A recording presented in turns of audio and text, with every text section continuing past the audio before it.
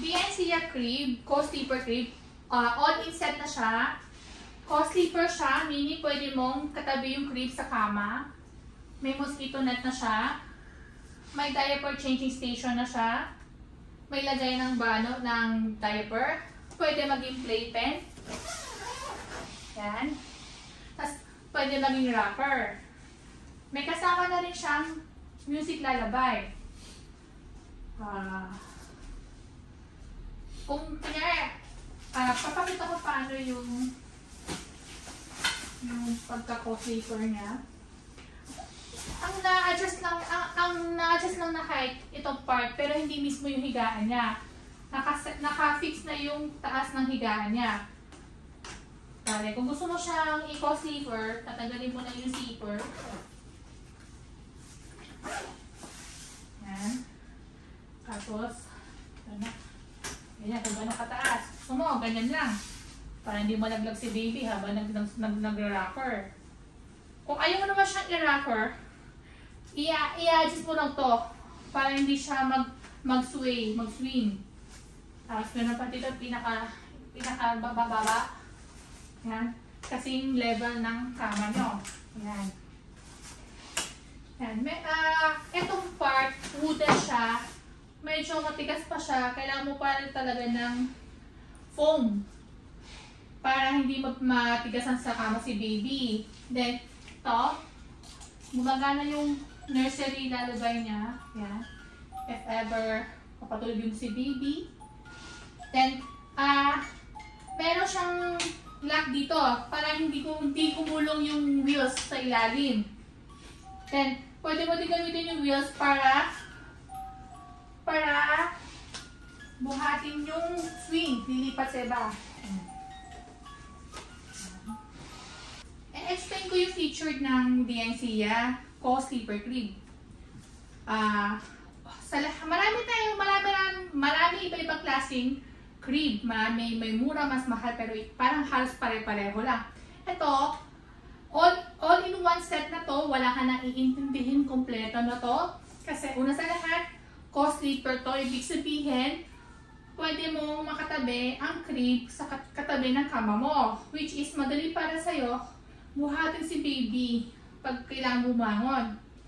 Then, may anti-mosquito net siya, which is magandang plus kasi pag marami lamok sa area nyo, pwede nyo lang isara to. Tsaka, safe naman si baby dito kasi mesh to, may hangin pa rin papasok dito, tsaka secure to, hindi yan malalaglag. Meron din siyang kasamang lullaby. Yan. Tapos, may diaper changing station siya. Pwede may backup para safe sa security ni baby, hindi siya malaglag. Tapos, nandito naman din yung lagay ng diaper. If ever, hindi mo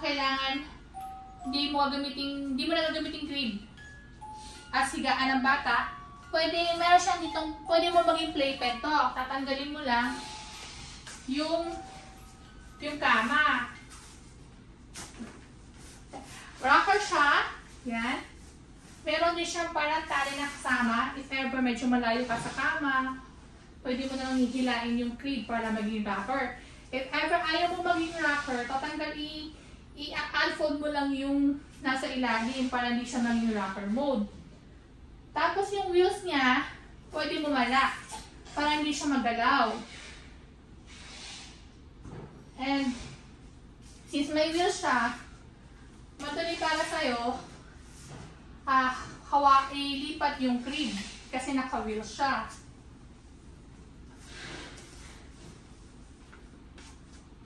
Then, papakita ko paano na-adjust yung height ng co-sleeper. So, tatanggalin ko muna tong diaper changing station.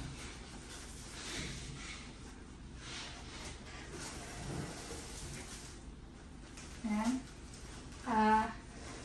Yung height niya, ang na-adjust lang itong side na to, isang side lang na-adjust niya. Pero yung pinakahigaan ng bata, hindi na siya na-adjust. Fixed na siya. So, kunyari, medyo malikot si baby, di ba? Ayaw, baka mahulog, dito part lang. Hindi siya malalaglag. Pero kung gusto mo na nakaset naman siya sa may bandang wall, hindi talaga siya malalaglag. Tapos gusto mo dikit talaga siya sa kama, sa level ng kama nyo. Yan. Pinakababang height na. Then, yung ito, wooden siya. Kailangan mo pa rin maglagay ng foam o cushion para sa baby para hindi matigas yung hihigaan ng baby. Pwede din tanggalin to.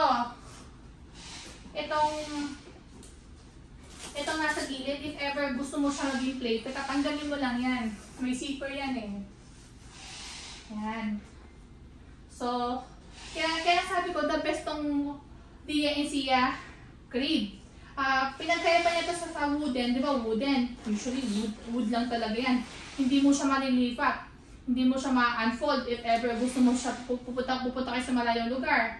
Pwede nyo madala tong crib na to. Unlike sa wooden crib, sa bahay lang talaga siya, hindi mo siya madadala.